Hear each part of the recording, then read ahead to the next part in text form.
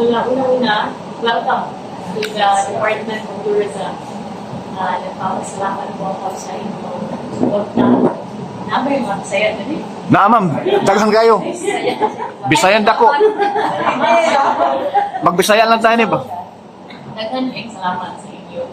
Big one kayo masuporta alang sa Presidente, alang sa atong Vice Presidente, no? Si President Bongbong o Vice President Sara. No?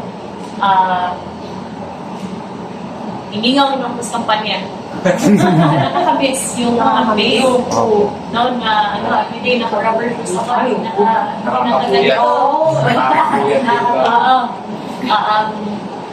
You know, it's really through the support of our fellow Filipinos.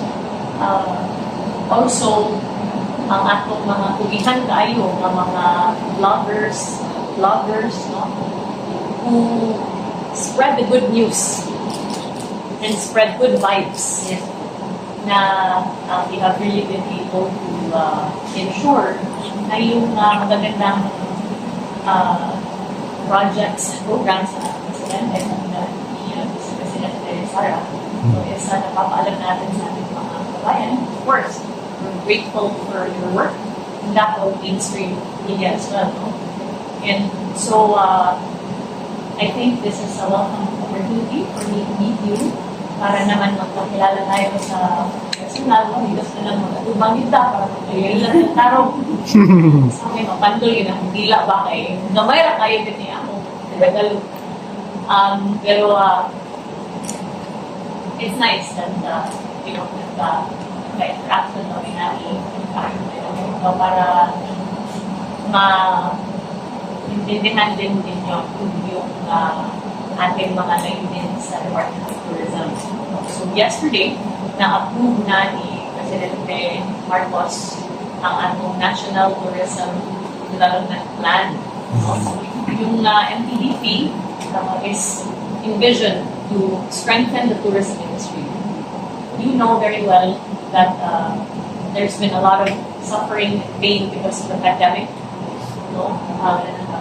Daghan kayo nawan ng trabaho, livelihood, all of that. And so the priority of our President is really to support the tourism industry, knowing that there are so many Filipino families that depend on this industry to succeed. But we simply cannot limit our approach to the development of tourism through the promotion of the Philippines alone, which we will continue to do and have been doing since the start of the administration, but also to focus on the basic necessities of tourism. Manangitan. For example, meron kang napakagandang waterfalls. Diba? So, tingin mo, ito yung one of the world's best waterfalls. Pero ang pangit ng daanan. Papunta doon. Lubak-lubak. Diba? Lubak-lubak. Paano ka makakadala ng maraming turista doon? Right? So, sa tingin ko ng ating Presidente, kailangan po i-build natin yung infrastructure. No? Magbigay tayo ng mga daan sa mga tourist destinations. This effort we're doing together with the PH. On the other hand, since we are an archipelagic country, Latin Islands, 7,641 to be exact, kailangan natin yung connectivity. Whether it's via our airlines, or our seaports, or our land transportation. No? So, nakipartner ka sa Department of Transportation for the purpose of ensuring na maka-resume ka sa mga flights that were stopped during the pandemic and that we would be able to add more flights to our key destinations. Hindi lang sa Manila. No? Dapat maglagay din tayo ng flights direct to our tourist attractions. No? That's why under the Marcos administration, meron na tayong Clark to Katiklan, diba? Clark to Busuanga, Palawan. Meron na tayong Cebu to Baguio, Cebu to Bangkok. There's also even a Clark to CDO, if I'm not mistaken. And the effort really is to build the connectivity around the Philippines and into the Philippines as well.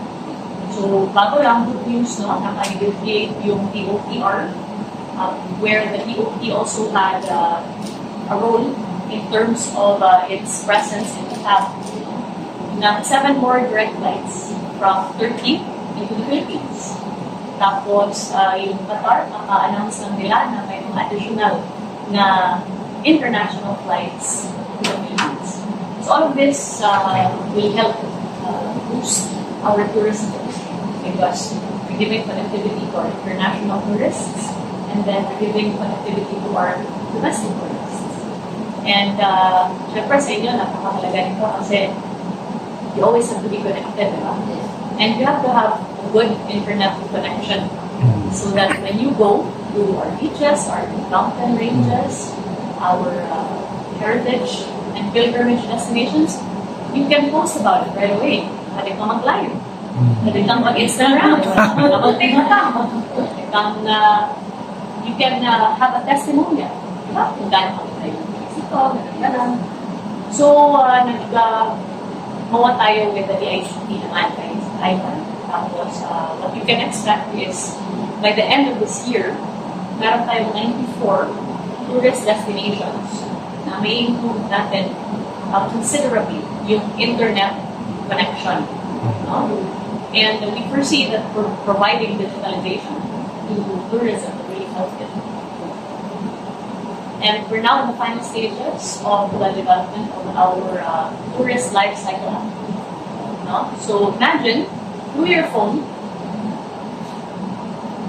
magkakaroon ka na ng complete information about the regions, provinces, cities, and municipalities in the Philippines that have tourist destinations that you can visit. And what we've done is to categorize the activities. No? Kahit ano yung interest mo. Gusto mo mag-surfing, food trip kaya, or health and wellness, or pilgrimage, cycling, bird watching, hiking, glamping, camping. You simply have to click on that activity and it will immediately take you to the regions and provinces kung saan yung nag-offer ng tourism offering na yun. Tapos, pag-click mo doon sa province, for example, nandun din yung lahat ng hotels na DOT accredited. Tapos, kasi normally if you go to another island, you don't know anyone there, right? Siyempre, kailangan mo ng guide, right? Nandun din yung list ng mga accredited tour guides. So it takes our tourists directly to information that they need prior to visiting the area. And in addition to that, yung app din na to will give opportunities sa ating mga tourist destinations na hindi pa ganun kawan. Diba? Because finally, towns and cities that are very far away from Metro Manila, for example, will have the opportunity to be highlighted through the app. So those are just some of the few projects that we're developing under the Department of Tourism. Salo na rin yung ating Philippine experience, which I discussed at Frasco yesterday. Na nakaroon tayo ng mga tour packages, gano'n, saan hindi lang tayo bisita sa destination, and then kikilala na natin yung kultura ng ating mga various regions and provinces. So yun talaga yung gusto ni Presidente na this time,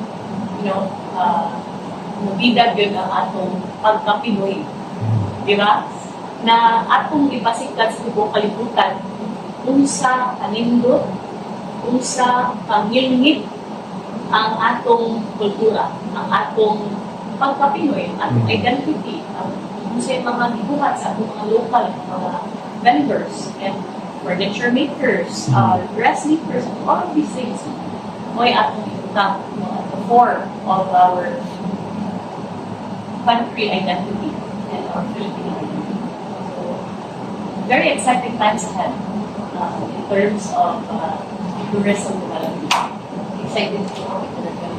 Kasi nung after namin mapanood ko talaga yung interview ko sa RTA, may subscribe ko naman kasi sabi po natin, kaya naman din din po natin mga vloggers sa dito. Kasi alam naman po natin na usually dahil sa social media po ngayon, usually part na rin po tumutulong yung mga influencers, yung mga sa YouTube, sa yung mga sa FB, yung mga nag-reels, you know, nakikita po na po yung mga decision, yung mga nakikita na rin po yung mga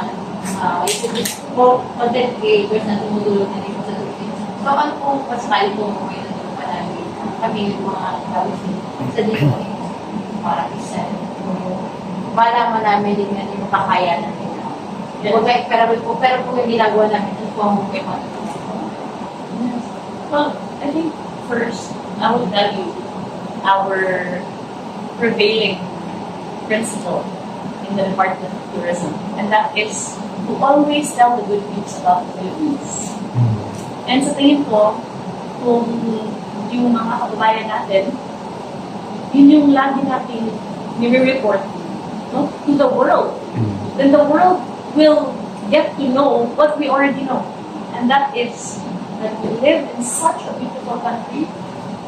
We are blessed with such a hospitable people. And we have the best beaches, lifestyles, destinations, tour guides even, who give their heart and soul whenever given the opportunity to welcome a guest into their communities and into their homes. And so, to my mind,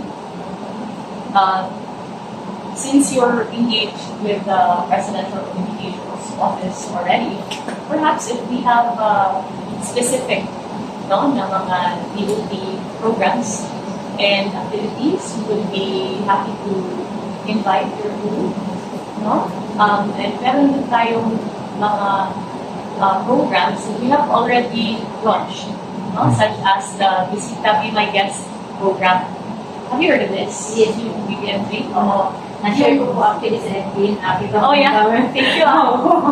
Yung Visita Be My Guest program aims to give our fellow Filipinos the opportunity to be tourism ambassadors for our country. Guys, pinuhod lang, ay mo yung guys, sa kinsa na Pinoy, yung tourism ambassador. Di ba? Ingon lang imong amigo, imong kaila, abroad, no? Sa kanindot ang Pilipinas. May kanyo na rin mo siya, bisita. Sakto? Yes, di ba? So, we aim to give this opportunity to both OFWs as well as Filipinos in the country to spread the good news about the Philippines and to invite foreigners to visit us. In exchange, natin mga nindot ay mga kapityo, no? We have incentives in the form of house and lot, condominiums, free airline tickets, free holiday packages, no? And napagani free shopping spree. Wow! Yes! Yes! Qualified po nga. Actually po, dahil marami sila mga subscribers sa OFW. Oo. Marami po silang may invite. Eh, mga to. Yes! So mga ilan kaya naman kailangan namin i-invite para Actually, no, every time you register, you qualify.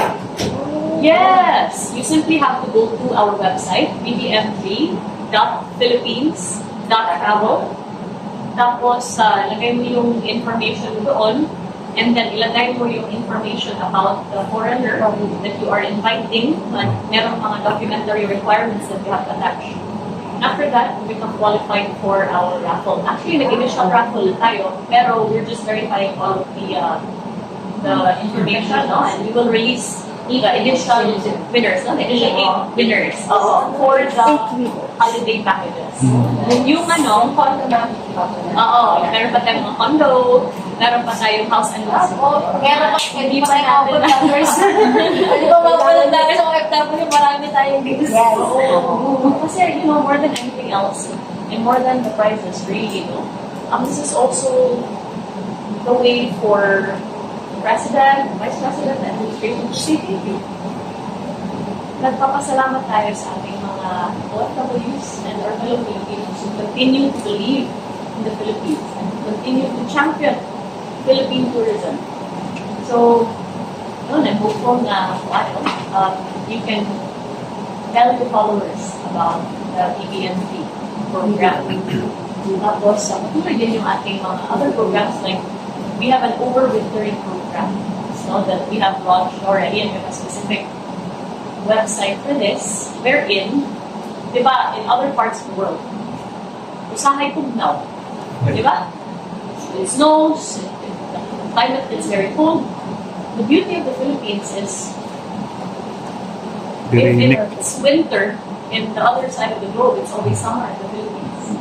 So, we offer overwintering packages that yung ating mga friends from across the globe, wala silang pumunta dito for a vacation. Tapos meron na tayong categorize na mga types of vacation. So, pang food trip, pang wellness, pang heritage, pilgrimage, and all these other regional tourism circuits that you can visit. So we have that also, our Philippine overwintering packages. And then we have our Philippine Experience. So we have the Philippine Experience wherein we will invite our tourists to get to know the identity and culture of our destinations. This is across the Philippines. So the Philippine Experience will launch in Davao, Ilocos Norte, Bicol, Calabarzon, we have Pampanga, and other places as the months go along. Yes. So, Filipino can oh, yeah, I've been there. Yes, of course. In the Bay of Siargao. It's really very beautiful and also quite exciting in terms of tourism development, especially as marami na rin other activities doon apart from surfing. I Surfing. think nasa naman din, nasa 100 spot lang po yung vaccine doon sa Frasco. Kasuhan lang yung para dami sa duling public audience. Yeah, exactly. Pero dati ko na mag-ulit kasi nila po. Kasi tumulong din kami sa mga PBB, mga supporters para magbahagi ng mga tulong. That time. Dami rin sila. Kasi bahay na sila dito. Walang tinira. Bago yung skip. Pero okay naman, mapapakot. Kasi kilala din na Siargao bilang napakalagang tourism. So, mabilis na nakapakot. Yeah. Yeah. And you know what will further help Siargao is really the expansion of the airport. Yes, because that will Pero allow probably yata, Cebu to Siargao. Naana. Ang meron na. Naana. So, I think with the expansion of the airport, of course, through the DOTR, more flights can go into Siargao. And with the recent groundbreaking of their hospital, that immediately increases also the attractiveness of the island, especially in terms of being able to offer quality medical services should it be necessary. So, yun, yung focus ng ating presidente. And we would be happy to welcome you in some of our DOT activities. Kasi akala din mo tayo ilo-launch. In fact, end of this month, we're launching the very first hop-on, hop-off bus dito sa Bus. Makati. Around Makati lang yun. Around Makati initially. Tapos, we followed by other Province cities. cities. Diba? Kita mo lang sa Hong Kong, London. Yung ba yung yung physical? No, this is one floor lang. Yes. So, meron siya. Yun. It's an automated card that you can use anywhere you are. So, the drop-off ka and then the bus comes, then you can just tap your card and then you can ride. Yeah, it will take you to several places. Pero sa kanyang kaya mo tayo pa mabago pa tayo ng sabi. Kumbaga natin sabi na all family. So meron pa tayo hindi ba na all family. Bago. Hindi ibang sabi yung bago ko pa na. Hindi kasi diba yung nasabi ko yung sabi ko na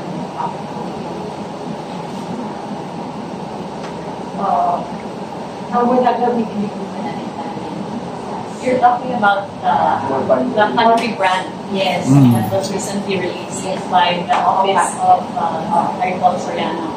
Yes, that's the country brand for the Philippines and we fully support it. Kasi naman, totoo naman talaga that we do give the world our best.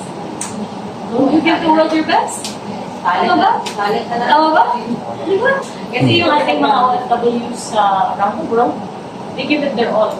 Kahit na mahirap yung buhay, sometimes, no, kahit na it's great sacrifice, be away from their families, they give the world their best. That's why we support that country brand. But on the side of the Department of Tourism, wala po tayong nilalabas na bagong tagline.